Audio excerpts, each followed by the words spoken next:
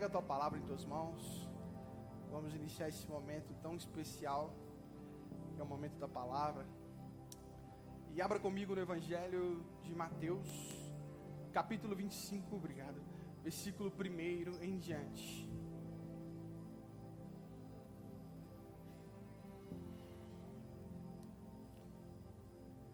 Vai estar passando aqui também no telão, já está no telão, mas eu sugiro que você empunhe a sua palavra e abra comigo. Quem abriu, diga amém. Quem ainda não abriu, diga me espera. Estou esperando.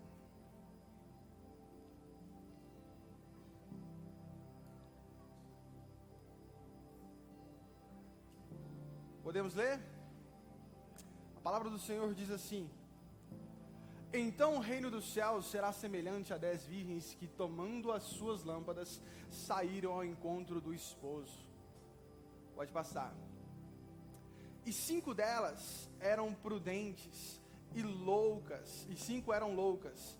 As loucas, tomando as suas lâmpadas, não levaram azeite consigo, mas as prudentes levaram azeite em suas vasilhas com as suas lâmpadas. E tardando o esposo, tosquenejaram, ou seja, pescaram, ficaram com sono, todas, e adormeceram. Mas à meia-noite ouviu-se um clamor: aí vem o esposo, sai-lhe ao encontro.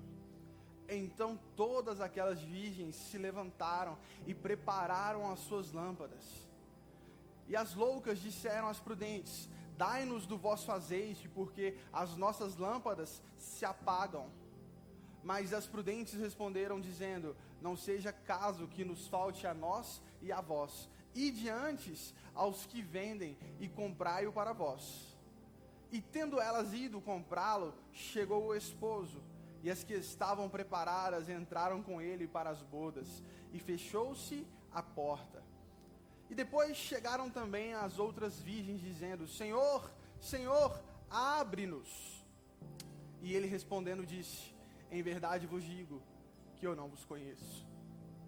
Vigiai, pois, porque não sabeis o dia nem a hora em que o Filho do Homem há de vir. Pode pegar a tua palavra, colocar no teu assento, feche os teus olhos. Poderoso Deus, eterno Pai, meu Pai, no poderoso nome do Senhor Jesus Cristo, eu apresento ao Senhor este momento. Pai, apresento ao Senhor essa palavra, apresento ao Senhor, ó Deus, este tempo ao qual nós tiramos para ouvir a palavra do Senhor. Que a tua palavra venha ser viva e eficaz, que ela possa penetrar em nossas vidas, que nós possamos, ó Deus, através da penetração da tua palavra, gerar fé, gerar milagres, que nós possamos, ó Deus, viver a tua palavra e que o reino do Senhor possa ser expandido em nós e através de nós. É tudo o que eu peço, meu Deus, e desde já eu agradeço em nome de Jesus. Quem crê comigo, diga amém. Amém. Podemos assentar, fiquem à vontade.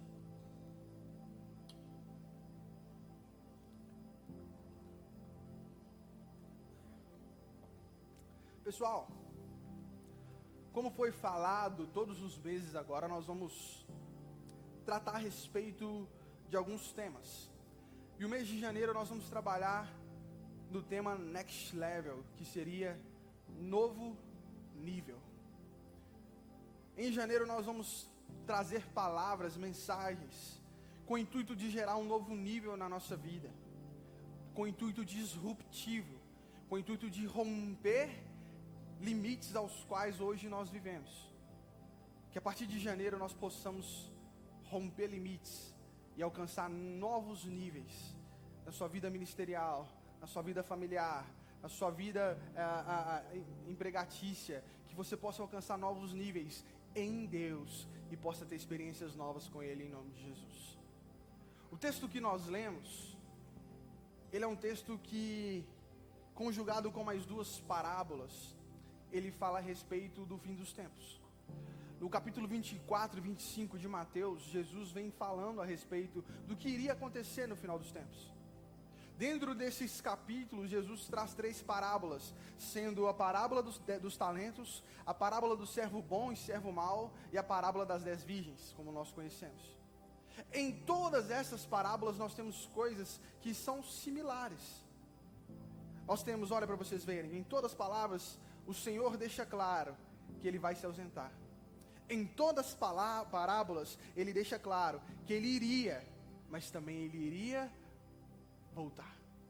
Em todas as parábolas, Ele demora, leva um tempo a mais do que eles esperavam que Ele demorasse. E ninguém sabia a hora do retorno dele. Olha para vocês verem, na parábola do servo bom e do servo mau, Jesus fala assim: se o Senhor sai da sua casa e deixa os servos cuidando dela, demora um certo tempo para retornar, como esses servos deveriam se comportar? Alguns diziam que um servo bom acenderia a lamparina e aguardaria do lado de fora, enquanto o Senhor não chegasse. E quando o Senhor voltasse para sua casa, ele festejaria e celebraria, porque o seu Senhor voltou para a sua casa. Mas o servo mau, o tempo passaria e ele desistiria de esperar o seu Senhor. Ele começaria a usar as roupas, beberia do vinho, usaria as comidas e se fartaria com o que era do seu Senhor. E quando o seu Senhor voltasse, encontraria os servos esbanjando aquilo que era dele. A outra parábola traz a ideia dos talentos. Todos nós conhecemos. A um ele deu quantos? A outro ele deu? E a outra ele deu? Aquele que tinha 5 investiu e multiplicou e gerou? Aquele que tinha 2 multiplicou, dobrou e ficou? Mas aquele que tinha 1, por medo do seu Senhor, enterrou e não multiplicou em nada. E por fim, a parábola das 10 virgens. 5 prudentes e 5 imprudentes. As 10 esperavam o noivo, as 10 aguardavam ansiosamente o noivo. O cansaço veio pela demora do noivo e elas adormeceram. E de repente elas acordam com um grito: eis que vem o noivo! Elas levantam, preparam sua lamparina e percebem, 5 percebem que não tem azeite suficiente. Então recorrem àquelas que tinham sobrando. Mas elas não poderiam emprestar, então elas saem para comprar. O noivo chega, entra para as bodas. 5 noivas ficaram de fora, batem na porta e o noivo abre dizendo: apartai-vos de mim, porque eu não te conheço. 3 parábolas falando da vinda do Senhor. 3 parábolas deixando claro: olha, Ele estava aqui. Ele estava aqui, amém? Amém ou não amém? Ele foi aos céus preparar morada. Olha que maravilha. Está demorando, tá? Todo mundo aqui já ouviu falar que Jesus vai voltar. Ninguém sabe o dia nem a hora, mas é certo, Ele vai voltar. É certeza. Eu garanto para você, porque não sou eu dizendo, a palavra diz isso. Mas olha para vocês verem, através dessa parábola, eu gostaria de trazer algo para as nossas vidas nessa noite. Algo que possa gerar um novo nível em nossas vidas. E nós precisamos primeiro entender em qual ponto da história nós estamos. Olha, houve a criação, a queda do homem, Deus chamou Abraão como pai da fé. O tempo passou, os juízes se levantaram, reis se levantaram, Jesus veio para a terra, Ele morreu por nossos pecados. Ele foi aos céus e foi preparar morada. Veio o Espírito Santo no dia de Pentecostes e encheu toda a casa. E até hoje nós aguardamos a vinda de quem? De G? Então nós estamos aonde? Esperando o noivo chegar. Então todo mundo aqui está com a lamparina acesa? É esse o ponto da história que nós estamos. É esse o ponto do trajeto da parábola que nós nos encontramos. Eis que estamos aguardando o noivo chegar. Desliga esse ventilador, por gentileza. Só que nós precisamos entender que esperar o noivo chegar não é garantia de nada. Olha para vocês verem. O servo mau, ele já tinha desistido da volta do seu Senhor. Mas as 10 noivas esperaram. Só que tinha 5 imprudentes. Então significa que só esperar não garante nada. As 10, elas acreditavam. Quando nós olhamos para as 10 virgens, elas esperavam o noivo. E isso tem que gerar um temor na gente. Porque aqui tem uma igreja abençoada. Todos estão esperando a volta do Senhor Jesus Cristo. Mas só esperar não garante nada. Só esperar não gera salvação. Só esperar não gera em nós a certeza de que nós vamos entrar e cear com Ele. Olha para vocês verem, as 10 eram iguais por fora. Corre o olho aí pertinho de você. Olha os irmãos aí, dá um sorriso para ele. Daquele sorrisão Colgate. Se escovou o dente, senão fecha a boca. Tô brincando.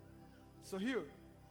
O irmão que está perto de você pode ser diferente fisicamente, mas todo mundo aqui, eu creio, é filho de Deus?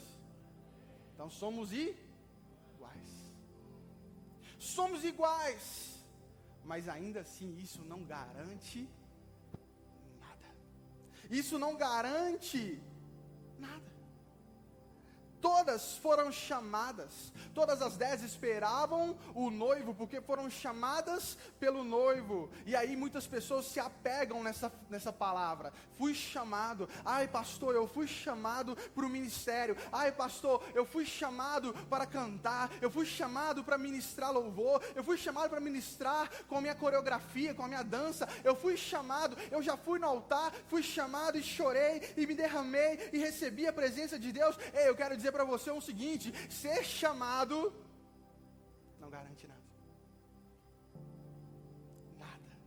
E olha para vocês verem, porque elas foram chamadas e responderam a esse chamado. Estavam lá.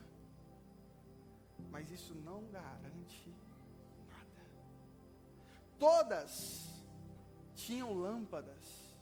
O que é lâmpada? Condição, estrutura para queimar. Sabe, todas tinham formas, estrutura para queimar. Quando eu falo de lâmpada aqui, eu estou falando do que nós temos. Olha para vocês verem, desde que começou o ano. Domingo, quarta, hoje. Até aqui já foram 9 mensagens, contando com essa. Quantas mensagens você ouviu já? Ano passado, quantos livros você leu? Livros cristãos. Alguém que leu mais de 5? 3? 2? 1? Quem aqui tem livro no plástico? Quantas versões da palavra do Senhor você tem? Ah, pastor, eu nem tenho Bíblia no seu celular. Quantas versões tem? Quantas traduções tem? Tudo isso é estrutura para queimar. Tudo isso são formas que você tem para queimar. Só que ter lâmpada não garante nada. Olha para vocês verem. Todas estavam com a luz acesa. Só que começar com a luz acesa também não garante nada. Talvez você veio para a presença de Deus e se derramou, se entregou. E 2024 foi um tempo em que você esteve até o meio do ano aceso. O tempo passou e foi esfriando. Começar com a lâmpada acesa não garante. Por fim, todas as 10, olha para vocês verem, esperavam o noivo. Mas só 5 puderam cear com o noivo. Essa palavra não é sobre você olhar para o lado e procurar qual noiva aqui tem capacidade de cear com o noivo. Essa palavra é para você olhar para dentro e falar: que noiva sou eu? Que noiva eu tenho sido? Poxa, eu tenho lâmpada. Eu estou esperando. Eu estou aqui esperando. Porque se você está aqui nessa noite é porque você anseia a volta de Jesus Cristo. Amém? Mas que noiva sou eu? Que noiva sou eu? E aqui eu vou trazer 4 lições que vão gerar um nível novo nas nossas vidas, a respeito de que noiva somos nós. A primeira coisa que eu gostaria de compartilhar com vocês é que não é sobre intensidade, é sobre uma constante intensidade. Repita comigo, não é sobre começar bem, é sobre terminar bem. Entenda uma coisa, o desafio não é começar queimando. Todo mundo aqui começa queimando. Quando você ergue suas mãos aos céus e aceita Jesus Cristo como seu Salvador, você começa voando. Todo mundo começa queimando, sangue no olho, vontade de fazer a obra, vontade de estudar, vontade de fazer tudo. Todo mundo começa queimando. Mas o desafio é queimar até que Ele venha. O desafio não é começar com fogo na lâmpada, mas o desafio é que essa lâmpada permaneça acesa até que Ele venha.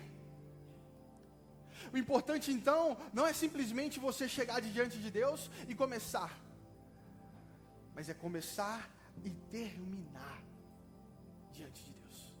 Porque o segredo está em permanecer. A palavra de Deus diz em João 15, que se nós permanecêssemos nele e ele permanecer em nós, nós daremos frutos e frutos que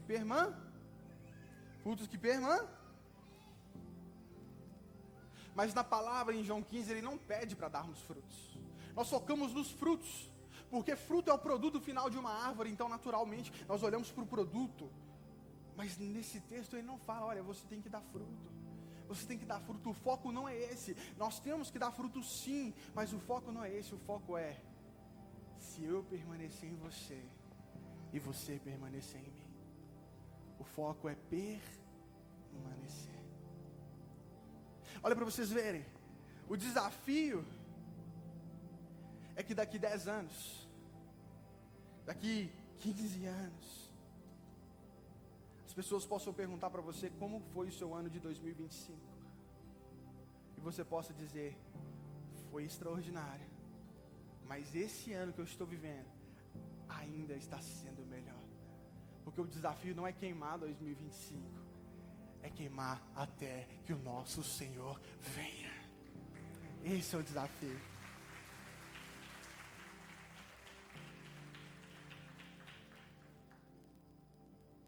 Irmãos, não é sobre intensidade, é sobre constante intensidade.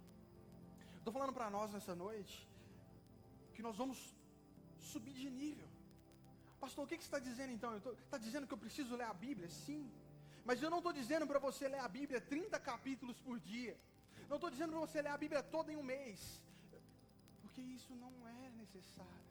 Que você leia um capítulo por dia pelos próximos 30 anos. Pastor, então eu preciso jejuar 40 dias. Não, meu irmão, que você jejue pelo menos uma vez por semana durante 40 anos. A questão aqui não é intensidade, mas uma constante intensidade.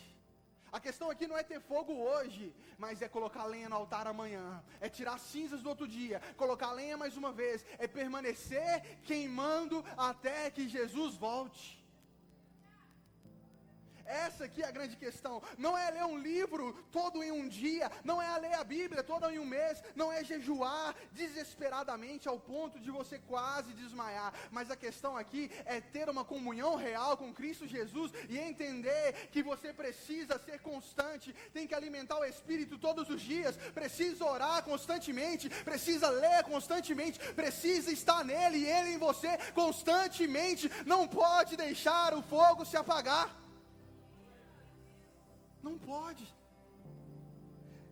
É ser constante. Melhor do que ter um fogaréu é ter uma vela acesa pelo resto da sua vida. Porque um fogaréu que dura um dia é igual aqueles estalinhos. Quem aqui já brincou de estalinho? Tlec, acabou. Acabou. Que a sua vida seja gasta verdadeiramente diante do Pai. E que você queime até que Ele venha. Segunda coisa, Vira para a pessoa do seu lado, diga para ela assim: óleo não se empresta.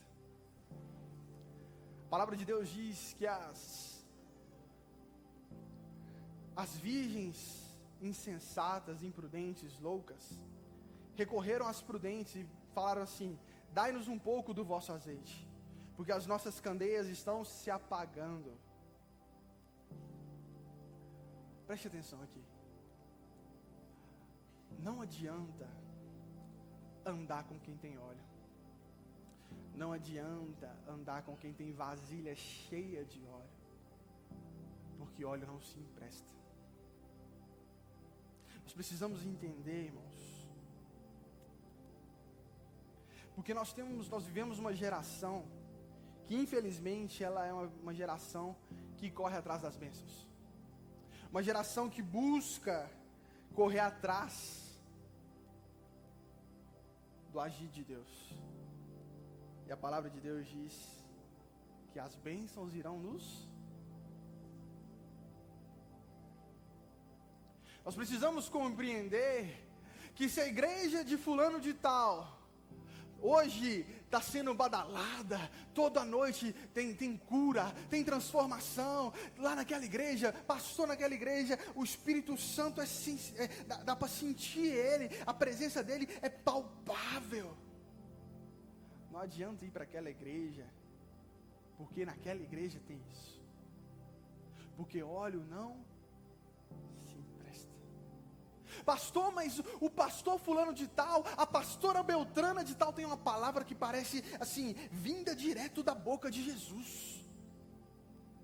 Amém, que o pastor fulano de tal continue sendo temente a Deus, e que ele continue honrando a vida dele, que a pastora Beltrana de tal continue temente a Deus, e que Deus continue honrando a vida dela, mas óleo está com eles, e não com você. Óleo não se empresta.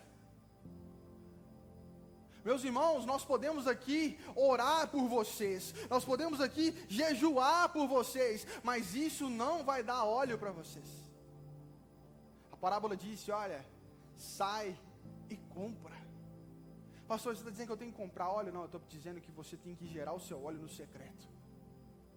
Eu estou dizendo para você que nós precisamos entender que óleo você precisa gerar no seu secreto. Não é o pastor Júlio, não é o pastor Éder, pastora Kátia, não são os pastores, não sou eu, não é a liderança que vai gerar óleo para a sua vida. É você com o joelho no chão, orando ao Pai, no secreto, e lá você vai gerar óleo para a sua vida. Não adianta ter lamparina, não adianta ter estrutura, não adianta ter uma igreja que pega fogo, se você não tiver óleo, porque fogo não pega onde não tem combustível. De que adianta? Nós podemos entregar a lamparina na mão de vocês. A estrutura está aí. Você tem Bíblia, você tem acesso a livros, tem acesso a palavras. A estrutura está aí. Nós podemos até pegar a tocha e colocar diante de vocês. Mas se vocês não buscarem o óleo no secreto, se nós não buscarmos o óleo no secreto, não vai pegar fogo, irmãos. Não tem como queimar se não tiver óleo. E óleo não se empresta. Não adianta você andar com um pastor legal, com um pastor cheio da unção, com a pastora cheia da unção. Não adianta frequentar lugares aonde o Espírito Santo verdadeiramente é real, se você não buscar o seu óleo. Se não você buscar a sua própria unção. Terceira coisa, repita comigo assim, ó. A palavra mais importante de hoje é não.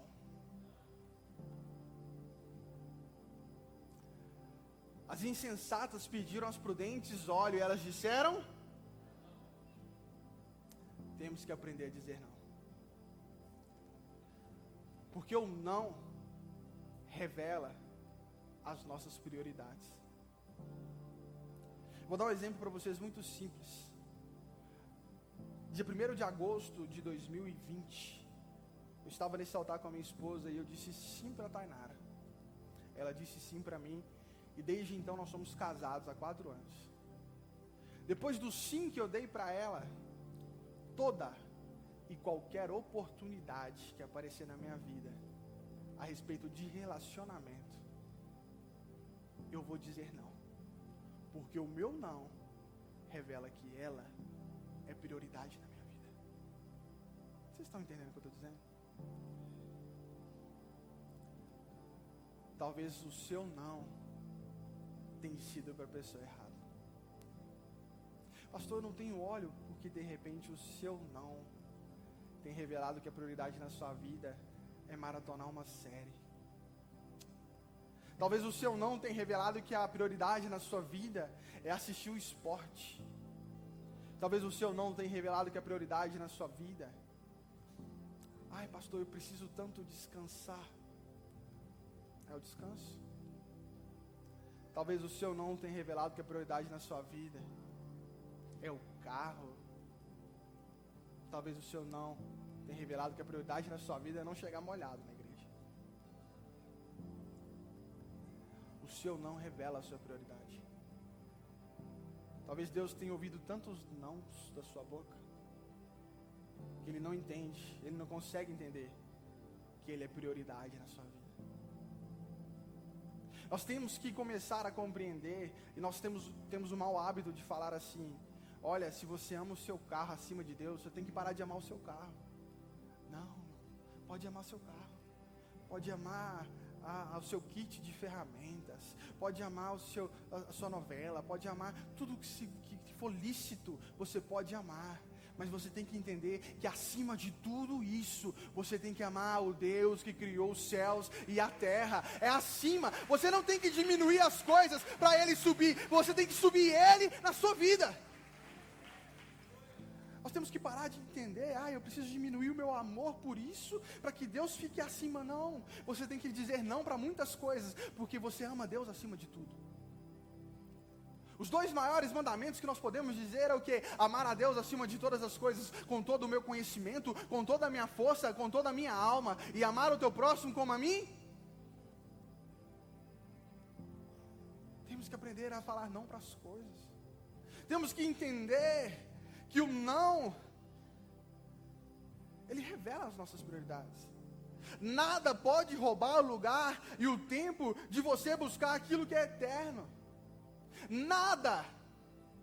Ai pastor, mas ultimamente eu tenho ficado tão cansado. Meu irmão, descansa na glória, porque aqui na terra nós não podemos descansar em vão. Você é soldado, você não é mais um novo convertido, você é filho de Deus, e a sua função é expandir o reino. Pastor, mas eu estou cansado. Você crê em Deus? Quem crê em Deus aqui? Se você crê em Deus, Ele renova todas as suas forças, Ele renova a sua mente, Ele trabalha, e Ele não trabalha em vão. Pastor, você está dizendo então que eu não posso tirar folga? Claro que pode, irmãos. Mas existem coisas que ao invés de ser uma constância de fogo, vira uma constância de brasa sem fogo, de cinzas. Porque o cansaço te vence todos os dias, porque a chuva te vence todos os dias, porque a Netflix, o Prime, o Disney Plus e qualquer outro streaming é mais atrativo que a palavra de Deus todos os dias. E o não tem sido todos os dias para quem é eterno. E eu vou dizer uma coisa para vocês: isso aqui é passageiro. Sabe, irmãos, daqui 100 anos ninguém vai saber quem foi o Lucas. Pastor, mas se você ficar famoso, vão saber. Vão, mais ou menos. Vão não. Vão saber que eu fui um pastor, que eu fui um homem, que eu tinha 1,80 m. Vão saber características, mas não vão saber quem foi o Lucas. Daqui 100 anos ninguém vai saber quem foram nós. Pastor, a minha família vai saber. Tudo bem, eu entendo, se os tataranetos vão saber, mas o mundo não vai saber. Mas se você gastar a sua vida nele, meu irmão, daqui 100 anos talvez não saibam quem nós fomos, mas daqui 100 anos uma geração pode falar o seguinte: ei, eu não sei quem foi a igreja do Maria Helena, mas aquela igreja transformou o bairro, transformou a cidade, mudou a minha história. Não conheço aquelas pessoas, mas aquelas pessoas mudaram e mudaram a minha história. Porque eu não fui para a coisa certa. Nós passamos mas o tempo que nós gastamos em Deus é eterno. A vida eterna é conhecer Ele. Nós temos que entender, pastor, mas quando eu faço isso, eu perco coisas. Meu irmão, aquele que perder a sua vida por amor ao Pai, Ele encontra. Nós temos que aprender que em Deus nós não perdemos, nós só ganhamos. Tira essa percepção da sua vida. Nossa, mas eu queria fazer aquilo e eu estou perdendo esse tempo na igreja. Não, você não está perdendo esse tempo na igreja. Você está ganhando o melhor tempo da sua vida na casa do seu Pai. Ai, pastor, mas eu estou perdendo tempo fazendo evangelismo. Você não está perdendo tempo fazendo evangelismo. Você está expandindo o reino do seu Pai. Isso passa, a eternidade é com Ele. Mude essa chave na sua vida, que seja um novo nível na sua vida. Eu estou perdendo tempo. Nossa, eu queria tanto estar, jogando videogame, mas eu tenho que ensaiar. Cara, você não está perdendo tempo. Menina, você não está perdendo tempo. Você está gastando o seu tempo para fazer melhor para Ele. Porque por Ele, para Ele, são todas as coisas. A Ele honra, glória, para todos sempre. Posso ouvir um amém?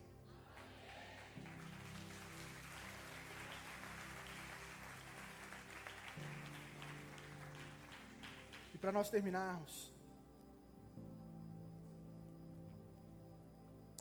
vira a pessoa mais perto de você e diga para ela assim: ter informações não é conhecer. Sabe, irmãos, eu falo isso várias vezes aqui na igreja, eu tenho esse costume, porque verdadeiramente ter informações não é conhecer. Vou dar um exemplo muito simples aqui, que é mais fácil. Só os fãs do Cristiano Ronaldo, levanta a mão. Tem fã do Cristiano Ronaldo aí? Do Neymar. Aumentou, o povo brasileiro é outra coisa, né? Alguém sabe quantos anos o Neymar tem? Tá, não é fã então, não, misericórdia. Quantos? 34? 34, beleza. Qual time que o Neymar tá jogando? Como é que é o nome? Al Hilal. Al Hilal. Ótimo, vai ficar lá? Cara, vocês sabem coisas que eu não sei. E eu não sei mesmo, de verdade. Ter informações não é conhecer. Sabe, aqui as pessoas não são fãs de carteirinha. Mas se tivesse um fãzão do Neymar aqui de carteirinha, o cara que, tem foto do Neymar na carteira, usa os tênis que o Neymar usa, mesmo que não seja original, mas usa, tá ali.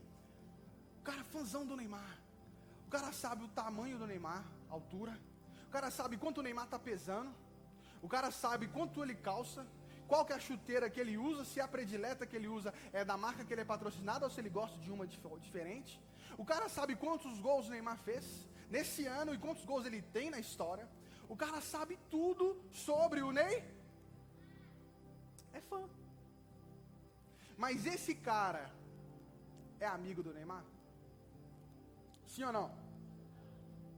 Então ele não vai na casa do Neymar, abre a porta, senta no sofá, abre a geladeira, pega um refri, liga a televisão, põe a pé na mesa e fica trocando ideia com o Neymar? Não? Sim ou não? Porque ter informações não é conhecer. Sabe, irmãos, eu amo os livros do C.S. Lewis. Posso ter várias informações a respeito dele. Não li todos os livros, tenho interesse de ler todos os livros dele ainda. É um cara que tem uma escrita muito boa. Tenho zero informações dele.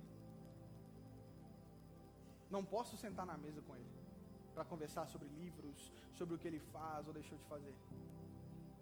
Mas todo mundo aqui, pode abrir a Bíblia, sentar na mesa e conversar com quem escreveu. Todo mundo. Sem distinção. Sem distinção. Sabe, nós precisamos entender isso. Só que essa geração, ela é uma geração conteudista. É uma geração que foca em ter informações. Nossa, eu sei disso, eu sei aquilo.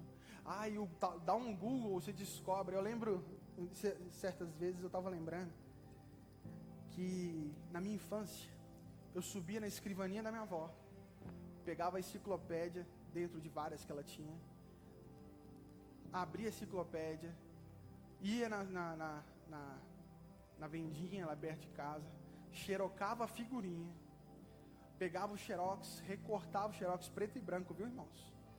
Colocava dentro do meu trabalho manuscrito e apresentava. Hoje, dá um Google aí. Pastor, mas essa imagem não existe. Você vai lá, qualquer tecnologia, IA, e coloca aí um tubarão de bermuda surfando. O conteúdo está na mão, todo dia, toda hora. É fácil. Só que nós precisamos parar de ser uma geração só de conteúdo. Precisamos ser uma geração que conhece. Como aquela mulher do fluxo de sangue que sabia que se ela tocasse a orla das vestes de Jesus, ela seria curada.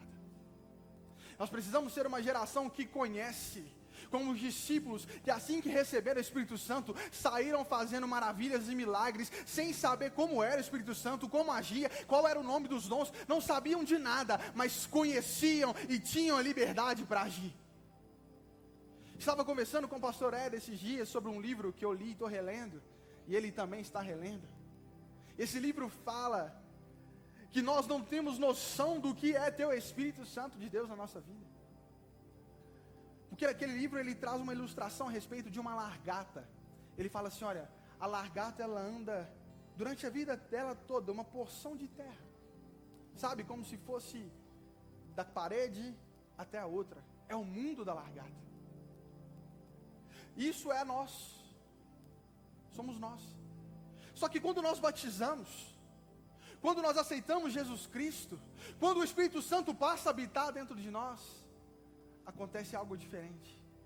De repente aquela largata dorme, e quando ela acorda ela tem asas e pode voar. Se você não entendeu, quando você aceita Jesus Cristo, num estalar de dedos, tudo o que Ele fez, você pode fazer. E ainda pode fazer coisas maiores, porque o Espírito Santo de Deus habita dentro de você. Basta ter óleo e queimar até que Ele venha.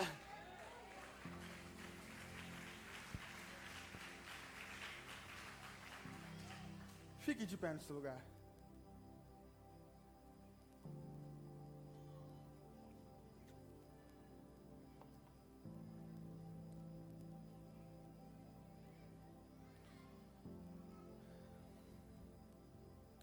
Entenda uma coisa.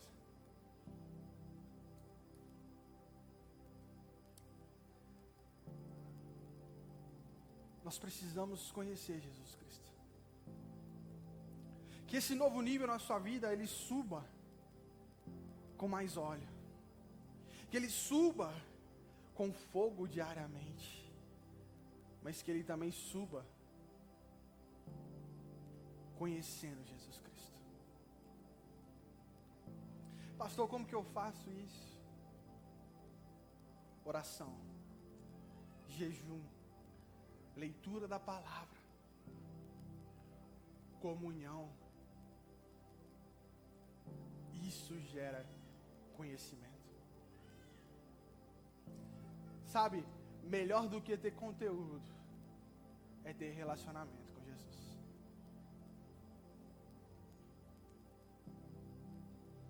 No fim dos tempos, nos últimos dias, muitos vão se levantar e eles vão dizer: eu sou Ele. Muitos vão se levantar dizendo que é o Salvador, que é Jesus Cristo.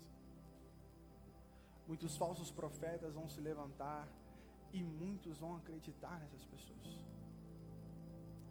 Mas só aqueles que têm óleo, só aqueles que conhecem a Jesus Cristo, poderão dizer: que isso? Quem esse cara pensa que é? Ele não é Jesus, não. Eu conheço Jesus. Os olhos dele não é assim. Os olhos dele têm chamas de fogo. Outros dirão: ei, quem que aquela mulher pensa que é? Ela não é Jesus, não. Eu conheço Jesus. O cheiro dele não é assim. Sabe, irmãos, que nós possamos nos aprofundar em conhecer Jesus Cristo de tal forma que nós saibamos ouvir os passos, a voz, sentir o cheiro, reconhecer pelo olhar e dizer: esse é o meu Salvador. O importante não é queimar somente hoje, mas queimar até que Ele venha.